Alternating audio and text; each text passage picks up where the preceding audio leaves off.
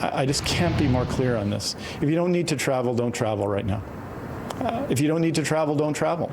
Is BC's health minister really being clear? The province continues to advise British Columbians to avoid non-essential travel, but these words didn't stop travelers from spending their spring breaks in different health regions. If people don't have enough common sense to stay at home and not travel, then I guess these people need a law to stop them from doing it. You know, why hasn't the government required people not to travel? Because this is clearly an issue. We have a serious problem with variants. We missed the boat on that.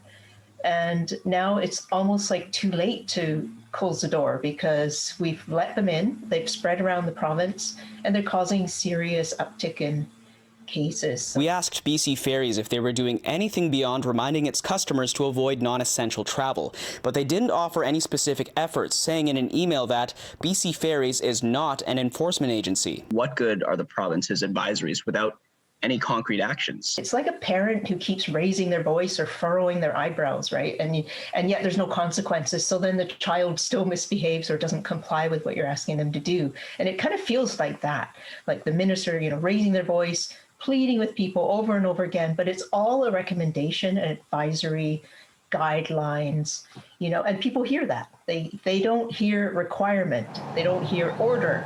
In January, Premier John Horgan said BC would not ban or restrict interprovincial travel after finding no legal basis for preventing people from traveling to and from BC.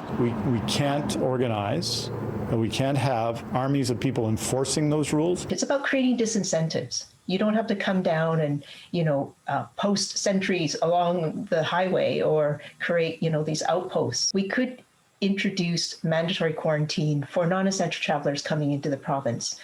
That may be logistically challenging, but it actually encourages people not to come. And so that was something we recommended in January, and it was introduced actually in Manitoba, and it's been practiced in the Atlantic provinces. They have very little variants at the moment as a result. It's uncertain if the province will do anything more to discourage non-essential travel. For now, the health minister continues to appeal to potential travelers. This is the time to listen to your heart and listen to your head and listen to the guidance of public health and not travel. In Vancouver, Kier Junos, City News.